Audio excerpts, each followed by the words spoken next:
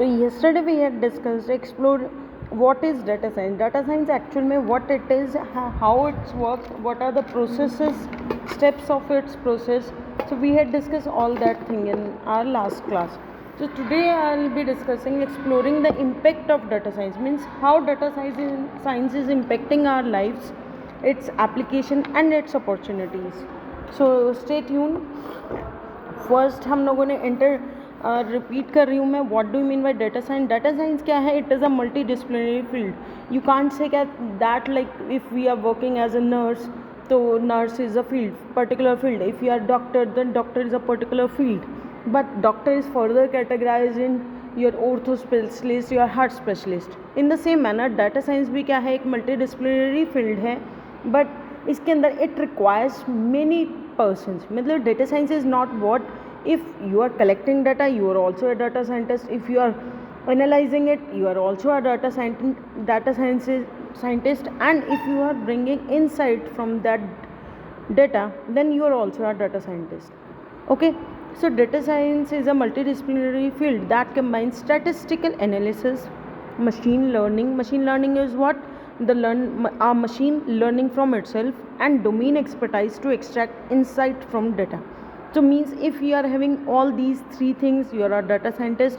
If you are not having two things, then okay. If you are having your expertise in machine learning, then it is also good for you that you get an opportunity in your data science field. In this presentation we will explore the impact of data science on various industries and identify opportunities for its application. First is data science in healthcare. How data science is working, impacting our lives in healthcare. You must have heard about, suppose a heart surgery is there. So previously क्या होता था कि बहुत सारी heart surgeries में आपसे sign कराया जाता था कि अगर कुछ हो जाता है पेशेंट को in the operating time, so we are not responsible. What do you mean by that? Because we are human and we are doing errors. मतलब हम ना चाहते हुए भी sometimes we are doing errors. But अगर हम वहीं पर मशीन्स की बात करें, हम रोबोट्स की बात करें, एआईज़ की बात करें, तो they are very precise in their working, they are very accurate in their working. So वहाँ पर क्या हुआ, जो हमारे चांसेस ऑफ एरर्स है वो बहुत कम हो गए. तो हेल्थ केयर में हमारी कहाँ यूज़ होती है? It has potential to revolutionise health care by improving patients outcomes and reducing cost. अब एक डॉक्टर है, हार्ट का स्पेशलिस्ट है, he is living in America. तो हमें अगर उसे इंडिया में कोई बहुत एक्यूरेट, हम बहुत ज़्यादा टिपिकल हमें सर्जरी करानी है, तो हमें उन्हें बुलाना पड़ता था, तो it cost too much high. But now क्या हुआ, बहुत सारे रोबोट्स, मशीन्स ऐसी आ गई जो हाईली प्रिसीजन कॉम्प्लेक्स सर्जरीज़ को भी जल्दी से कर सकते हैं. उसमें आपको एक बार तो कॉस्ट लगानी पड़ती है हॉस्पिटल को, but now it has reduced cost too much. मतलब जहाँ पर एक ऑपरेशन के लिए इतना खर्चा होता था, वहाँ पर एक बार वो मशीन ले ली, now they can do the operations by surgeries by their selves. तो मीन्स क्या हुआ कि इन्होंने बहुत ज़्यादा पेशेंट्स के आउटकम क्या हुआ. पहले क्या होता था, previously we just do a normal blood test और हम लोग कोशिश करते थे डायग्नोज. इससे डायग्नोज नहीं हुआ तो चलो ये टेस्ट करा लेते हैं, इससे नहीं हुआ तो ये टेस्ट में कुछ आएगा. बट नाउ व्हाट हैपन्स, अब बहुत बड़ी बड़ी कॉम्प्लिकेटेड मशीन आ गई कि एक ही ब्लड सैंपल से आप बहुत सारे thousands of accurate test perform कर सकते हो. मीन्स बार बार ब्लड लेने की ज़रूरत नहीं है, बार बार स्कैनिंग की ज़रूरत नहीं है. एक स्कैन से ही आपका डायग्नोज होगा पेशेंट का आउटकम, क्योंकि जितनी जल्दी डायग्नोज होगा रिमीडियल भी उतनी ही जल्दी होगा. ठीक है. Applications include predictive modelling for disease diagnosis, drug discovery. अब डाटा साइंस कहाँ कहाँ काम कर रहा है, आपके लिए अपॉर्चुनिटीज़ क्या क्या हैं कि किसी भी डिजीज़ को डायग्नोसिस करने में. आप सब बहुत इजीली, मतलब याद होगा आप सबको कि कोविड के time every state, every country is fighting for the drug disease, मतलब making the drug for the disease Covid, right. तो व्हाट हैपन, लेकिन बना नहीं पा रहे थे. फिर हमारे इंडिया ने सक्सीड किया, एक और कंपनी ने सक्सीड किया, उन्होंने कुछ ड्रग बनाए, फिर उसके इफ़ेक्ट्स देखे. मीन्स कहाँ पर आप डाटा साइंटिस्ट क्या कर रहा है, उनको प्रेडिक्टिव मॉडलिंग में हेल्प कर रहा है, ड्रग की डिस्कवरी बनाने में, डिजीज़ को डायग्नोज करने में. कितनी जल्दी डिजीज़ डायग्नोज होती है वो डिपेंड करता है आपके एक्सपर्टाइज में, आप कैसी मशीन आप बना रहे हैं. As well as personalised medicine based on patient genetic data. अब आपको पता है हम लोग जनरली पूछते हैं, अगर आप डॉक्टर के पास जाएंगे किसी के लिए, तो वो पूछेगा कि आप डायबिटिक हो, आपके पेरेंट की हिस्ट्री पूछेगा, आपकी फैमिली हिस्ट्री पूछेगा, क्या कोई डायबिटिक है वहाँ पर, तो वो आपका डायबिटिक टेस्ट की ओर जाएगा कि हाँ इसको भी चांसेस हैं होने की। बट अब क्या है, पर्सनलाइज मेडिसिन। अब क्या होता है कि सपोज एक हमारे पास मेडिसिन हम जनरली कॉमनली यूज़ करते हैं, कॉम्बिफ्लेम डिस्प्रिन, किसी को भी हेडेक को हम लोग फटाफट डिस्प्रिन ले लेते हैं। बट डाटा साइंस आपको हेल्प करता है पर्सनलाइज, आपके डाटा के बेस पे कहीं आपको उससे एलर्जी तो नहीं है, कहीं उसके किसी भी साइड से आपको एलर्जी है, कोई अलग रिएक्शन है, वो चीज़ें हम पहले डायग्नोज नहीं कर पा रहे थे, but now with the help of data science हम पर्सनलाइज मेडिसिन भी दे सकें। Next is your data science in finance. Finance में कैसे काम करता है? फाइनेंस में आपको बेटर रिस्क मैनेजमेंट के लिए कर रहा है। डाटा साइंस आपको अलग अलग मेथड दे रहा है कि आप जो अपने रिस्क हैं उनको बहुत जल्दी से मैनेज कर पाएँ, फ्रॉड डिटेक्ट कर पाएँ कि फ्रॉड कहाँ हो रहा है। मतलब हम लोग हायर कर रहे हैं, बहुत सारी कंपनीज हैं,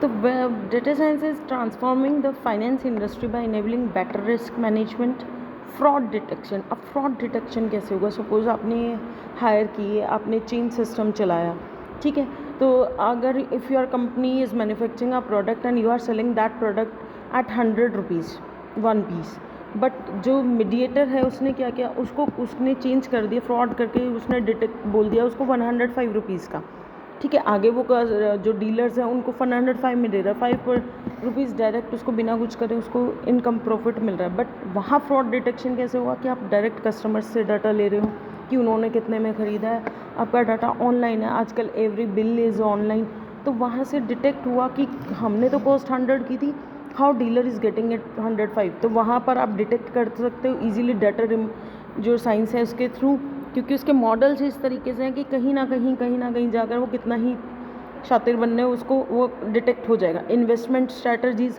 अब पहले क्या होता था, हम एक दूसरे से पूछते थे कि ठीक है we will invest in my mutual fund, we will take gold loan and all, हम शेयर्स खरीद लेते हैं उस कंपनी के शेयर अच्छे। But now you are having better review कि आप डायरेक्टली कहाँ से मैनेज कर पा रहे हो, किस चीज़ में इन्वेस्ट करोगे, कितना परसेंट आपको, इवन आपको अगले 5 सालों तक का भी 10 सालों तक का भी एनालिसिस करना है, तो भी आप इजीली डाटा साइंस की हेल्प से जो भी आपके मॉडल्स मिले हुए हैं आपको मार्केट में अवेलेबल है, वहाँ से आप रिसर्च कर सकते हो कि डाटा साइंस कैसे होगा, किस तरीके से आप कहाँ, अगर आपके पास इतनी रेगुलर इनकम है एक्स्ट्रा, तो कहाँ से आप उसे यूज़ कर सकते हो, किस तरीके से पोर्टफोलियो बना सकते हो। क्रेडिट का स्कोर होता है जो आपका, जो बिजनेसमैन हैं वो बहुत इजीली अंडरस्टैंड कर सकते हैं कि हर पर्सन का एक सिबिल स्कोर होता है, वो आप किस तरीके से मैनेज कर सकते हो।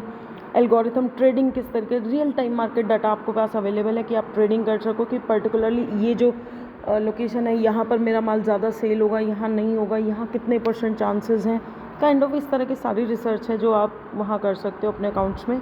उसके बाद है मार्केटिंग। मार्केटिंग में क्या है, टारगेट और पर्सनलाइज्ड कैंपेन्स कैसे हो सकते हैं। अब आपने यूट्यूब चलाते हैं, आपने 2 वीडियो देखी, तीसरे टाइम पे आपको उसी तरह के, अगर आपकी शॉपिंग वेबसाइट्स की बात करें, आज आपने किसी एक पर्टिकुलर सपोज लिबास ब्रांड का कुर्ता सर्च किया, आपने सर्च किया, तो वो लिबास के ही आपको और रिकमेंडेशन आपके टेस्ट के बेसिस पे आपको देता है, मतलब आपको ख़रीदने का मन नहीं होगा।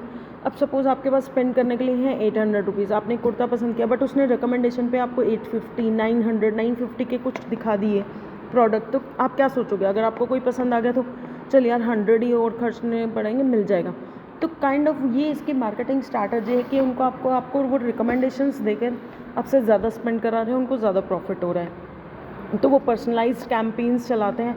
आपने देखा होगा अगर आप की किसी भी जो सोशल वेबसाइट्स है वहाँ पर अगर आपकी एड्स आती हैं, तो जो प्रोडक्ट आपने कार्ट किया हुआ या जो प्रोडक्ट आपने विश लिस्ट किया हुआ किसी और वेबसाइट पर, शॉपिंग वेबसाइट पर, सपोज़ आपने फ्लिपकार्ट पर एक शॉपिंग कोई भी आइटम है वो कार्ट किया हुआ है, जब आपने यूट्यूब खोला या जब आपने इंस्टाग्राम ओपन किया, वहाँ पर फ्लिपकार्ट के ऐड में आपको सेम प्रोडक्ट इमेज दिखाई देगा। क्यों? वो आपको बार बार पिंग कर रहे हैं कि ये प्रोडक्ट आपने कार्ट किया, आपको थोड़ा सा भी पसंद है ना, उसको वो ज़्यादा फोर्स करते हैं। आप नॉर्मल शॉपकीपर के पास जाते हो, अगर आपने एक को साइड में रख लिया कि ये प्रोडक्ट साइड में रख दो, ये मेरे को पसंद है, मतलब आपने बोल दिया ना, तो वो अब उसके रेट कम नहीं करेगा, उसे पता है कि इसे पसंद आ गया ना तो ये लेगा, या वो बार बार उसके आगे आपने जो पसंद कर रखा है जी वही बहुत अच्छा है, जो पसंद कर रखा है वही, इस तरीके से बोलते हैं ना मार्केट में। इन द सेम मैनर जो डाटा साइंस है वो आपको आज के टाइम पे हाई टेकली इनेबल कर रही है, बार बार पिंग कर रही है कि ये प्रोडक्ट अच्छा है, इसे ले लो। एप्लीकेशन जैसे customer segmentation, churn prediction and recommendation system based on user behaviour, जो आपका यूज़र बिहेवियर का डाटा जो आपके प्रेफरेंस है उसके बेस पर। उसके बाद है data science and manufacturing. Manufacturing में क्या हो रहा है, ये डाटा साइंस इंप्रूव कर रही है हमारी एफिशिएंसी और कॉस्ट रिड्यूस कर रही है, जैसे predictive maintenance and quality control. और मशीन्स के थ्रू अगर कोई चीज़ बनती है, आप लोग कहते हैं ये ब्रांड है, डोमिनोज एक ब्रांड है, मैकडोनल्ड्स एक ब्रांड है, इनका टेस्ट हमेशा सेम रहता है। क्यों सेम रहता है? क्योंकि उनमें सब कुछ प्रोग्रामिंग फीड है कि इतने रेशो में यही चीज़ इतनी ही मिलनी है, तो उनके टेस्ट में कभी चेंज आएगा ही नहीं। टेस्ट में चेंज नहीं आएगा, प्रिडिक्टिव हो गया, क्वालिटी कंट्रोल हो गई। प्रिडिक्टिव मेंटेनेंस, अब मेंटेनेंस क्या है, जैसे आपको पता है कि हर एक का सीज़न होता है, हम नॉर्मल लैंग्वेज में बोलते हैं कि भाई इस चीज़ को सेल करने का ये सीज़न है, तो वहाँ पर क्या होगा, वो आपको प्रिडिक्ट करेगा कि अगर हम अब 100 प्रोडक्ट मैन्युफैक्चर करें और अब हम 20 करें तो हमारी कॉस्ट जो है वो प्रॉपर बन जाएगी, हम कॉस्ट को मैनेज कर सकते हैं, हम लेबर को मैनेज कर सकते हैं, हमें एक्स्ट्रा कॉस्ट भी नहीं होगा, एक्स्ट्रा लॉस भी नहीं होगा। तो वो आपके प्रिडिक्टिव मेंटेनेंस में आ जाती है। Application included real time monitoring of equipment, real time आपके जो मॉनिटर्स हैं, इक्विपमेंट है, वो मॉनिटर्स हो रहे हैं कि कहीं पर कोई भी खराबी अगर उन्हें स्टार्टिंग में ही दिख जाती है तो उसी टाइम उसको वो रिजॉल्व कर सकें। ठीक है, मशीन लर्निंग के डिफेक्ट जो भी होता है वो उसको करें। उसके बाद है एजुकेशन। एजुकेशन में तो बहुत ज़्यादा बूम है आज के टाइम पे डेटा साइंस का। आप लोग देखते हो एआई की मॉडल्स हैं, आप लोग अगर if we go for primary classes तो स्क्रैच है, वहाँ पर बच्चों को कोडिंग सिखाई जा रही है, बच्चों को गेम में लिया जा रहा है। उसके बाद है पर्सनलाइज्ड लर्निंग हो रही है, इम्प्रूविंग स्टूडेंट आउटकम्स। क्योंकि अगर हम लोग बात करें आज प्ले वे गेम्स, जो पहले सिर्फ थ्योरेटिकल पॉसिबल था, हम लोग सिर्फ बातें करते थे कि हमें खेल खेल में सिखाना है बच्चों को, now we are actually doing it. Because क्या होता था, पहले टीचर्स के पास इतना टाइम नहीं है कि वो मॉडल्स बनाए, अब उन्हें बने बनाए मिल रहे हैं easily, online everything is available, बस आपको सर्च करना है एंड और अगर आप मुझे रेडी के लिए यूज़ मिल रहा है, रेडी टू यूज़ मिल रहा है, मैं फटाफट यूज़ करूँगी ना, तो मुझे कोई प्रॉब्लम नहीं, एज अ टीचर मुझे कोई प्रॉब्लम नहीं है उसे यूज़ करने में, if it is being ready. But अगर वही मुझे खुद बनाना पड़ेगा तो इट विल टेक टाइम, तो मे भी शायद मैं ना करूँ, मैं स्किप कर दूँ। So this is what data science is doing in education, कि उसको रियल टाइम वो मैन्युफैक्चर कर करके दे रही है, एप्लीकेशंस दे रही है, जहाँ पर अडेप्टिव लर्निंग प्लेटफॉर्म्स हैं, वो आपके रिजल्ट के बेसिस पे। अगर सपोज एक हम न्यूमेरिकल गेम की बात करें तो एक न्यूमेरिकल गेम है जहाँ पर एडिशन हो रहे हैं, ठीक है, आपको एडिशन करके हिट करना है, स्पेस में से एडिशन के क्वेश्चंस आ रहे हैं और आपको आंसर सही कर रहे हो और आपको हिट करना है। तो बेस्ड ऑन योर लर्निंग की, सपोज अगर आप सेकंड क्लास में हो तो कितनी तेज़ी से कर पाओगे, थर्ड क्लास में कितनी तेज़ी से कर पाओगे एडिशन, उसके बेसिस पे वो अपनी स्पीड कंट्रोल कर रहा है वो पर्टिकुलर। पहले क्या होता था, एक ऐप है गेम की, वो जिस स्पीड में चलेगी वो उसी स्पीड में चलेगी, चाहे आप सेकेंड क्लास का बच्चा चला रहा है चाहे वो कॉलेज का बच्चा चला रहा है। बट नाउ मशीन लर्निंग केम, वो अपने आप में अडॉप्ट कर रहा है, उसे दिख रहा है कि ये जो यूज़र है ये स्लो खेलने वाला है, तो उसको उसी तरह के आंसर क्वेश्चंस और उसी तरह के थोड़े थोड़े उससे इंप्रूव करा रहे हैं, इससे इंप्रूव कराएगा। ऐसा नहीं बिल्कुल हाई लेवल के क्वेश्चन दे देगा। अगर हम एक 10th क्लास का बच्चा उस गेम को खेल रहा है तो वो 2+5 नहीं देगा, वो उसको पॉइंट्स वाला भी दे सकता है, वो उसको स्पीड इंक्रीज़ करेगा और फटाफट करवाएगा। वहीं सेकेंड क्लास का बच्चा है तो वो 2+5 ही देगा और उसको थोड़ा सा स्पीड भी स्लो होगी। So this is what data science is doing in education. Risk student को अर्ली उनको आइडेंटिफाई कर रहा है कि कहाँ पर जो है स्टूडेंट्स को रिस्क भी हो सकता है और उसको अवॉइड करें। Now comes to agriculture. Agriculture में क्या कर रहा है, data science is helping farmers increase crop yield करने के। क्योंकि देखो आपको पता है कि जो एग्रीकल्चर वेस्ट होता है, एग्रीकल्चर वेस्ट बहुत कॉस्टली पड़ता है। Reduce waste through precision agriculture, वो आपको बहुत प्रिसाइजली आइडेंटिफाई करके बता रहा है कि ये वाली जो क्रॉप है ना, यहाँ आप बुआई करेंगे तो इसकी ग्रोथ ज़्यादा होगी, इसको आप फर्टिलाइज़र्स की ज़रूरत है, इसको नहीं है। अगर आप ओवर फर्टिलाइज़र कर दोगे तो भी दिक्कत हो जाएगी। तो पहले सब लोग गेस से चलते थे, अनुमान लगाते थे, बट नाउ डाटा साइंस केम, वो उसको प्रॉपर एनालिसिस करके प्रॉपर आपको आंसर दे रहा है। जहाँ पर सॉइल की एनालिसिस हो रही है कि ये सॉइल इस वाली क्रॉप के लिए अच्छी है या नहीं है। क्रॉप मॉनिटरिंग की कितने % क्रॉप हुई है, कितनी होनी चाहिए थी, इसमें क्या कमी है, what we can do. Weather forecasting, अब सेंसर्स डाटा है तो वेदर फोरकास्टिंग की आपको 1 महीने पहले ही पता चल जाएगा कि यहाँ पर अभी बहुत ज़्यादा बारिश आ रही है, आने वाली है, तो आप उसके अकॉर्डिंगली अपने क्रॉप को मेज़र कर सकते हैं। ऐसा नहीं है कि आप वेट करो एक दिन सुबह उठे और पूरी फसल बर्बाद हो गई है। तो now data science come into existence की आपको बहुत सारी चीज़ों में लॉस होने से पहले से ही बता रहा है। Machine learning algorithm obviously working है। स्पोर्ट्स में क्या है, अब स्पोर्ट्स में क्या है, providing insights into player performance और ऑप्टिमाइजिंग टीम स्ट्रेटजी।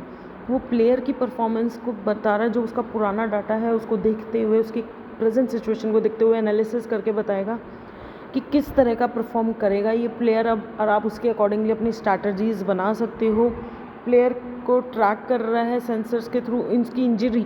अब आपने देखा पहले एक्सरे कराने जाते थे, उससे बाद पता चलता था मांस फटाई हड्डी, मतलब इट टेक 2-3 आवर्स अगर एक बंदे को चोट लग जाती है। बट नाउ क्या होता है, उसको वहीं से मशीन से चोट लगते ही सेंसर से हम स्कैन कर सकते हैं कि भाई ये इंटरनल इंजरी है या सिर्फ आउटर इंजरी है या कितनी ज़्यादा इंजरी है इसके अंदर। गेम आउटकम इवन हम लोग गेम्स के भी कर सकते हैं, जो पहले सट्टेबाजी जो बोलते हैं हाँ ये गलत है, बट स्टिल मतलब अब हमारे पास है कि हम गेम के जो आउटकम है वो भी प्रेडिक्ट कर सकते हैं कि भाई जीतेंगे या नहीं जीतेंगे, कितने % चांसेस है गेम नहीं। अब कुछ चैलेंजेस और अपॉर्चुनिटीज़ भी हैं हमारे पास।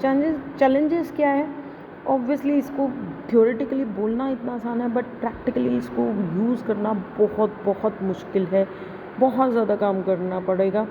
क्योंकि सबसे पहले है डाटा की प्राइवेसी। हर कोई अपना डाटा शेयर नहीं करना चाहता या देता है तो कई बार हम रैंडमली, सपोज हम लोग आईडी क्रिएट करते हैं तो हम जनरली क्या करते हैं, हम असली बर्थ डेट नहीं डालते, ऐसे ही डाल देते हैं। तो काइंड ऑफ कि हमारा डाटा का जो